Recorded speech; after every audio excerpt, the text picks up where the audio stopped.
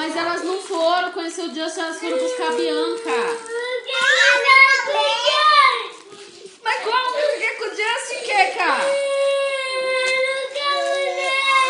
Ele não tem carro aqui no Brasil, ele tá lá nos Estados Unidos. No Canadá, não sei. Não tá não, ele tá lá na casa dele. E onde é a casa dele? Onde é a casa dele?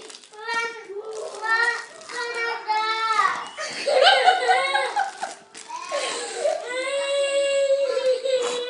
O que você quer fazer lá na casa do Justin? Eu quero dormir. Você quer dormir na onde? Vai na casa do Jay. Por quê? Mas eu não quero mais voltar aqui.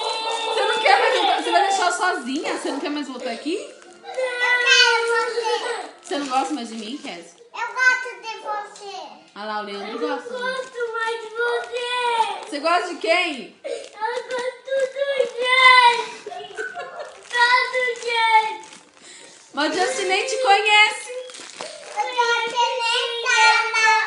Ele é meu tio. Ele nem fala. Olha que carrega para uma criança. Ele nem fala.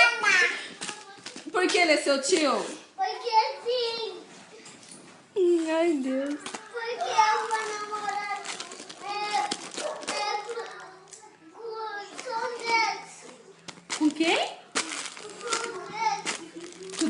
Com o Jackson. Quem que é Jackson? Lá na casa do Justin. Com o irmão do Justin?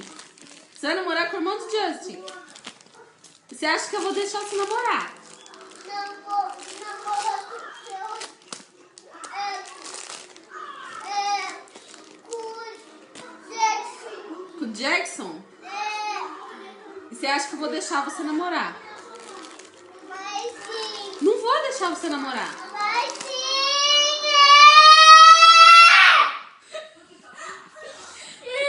Eu não permito, você é muito bebê. Você é um bebê ainda. Mas eu quero ir lá. Você quer ir lá fazer o quê? Eu quero dormir na casa dele.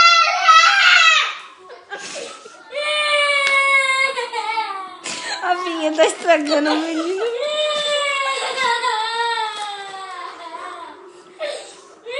Você tem dinheiro pra ir lá no Canadá? Cadê seu dinheiro?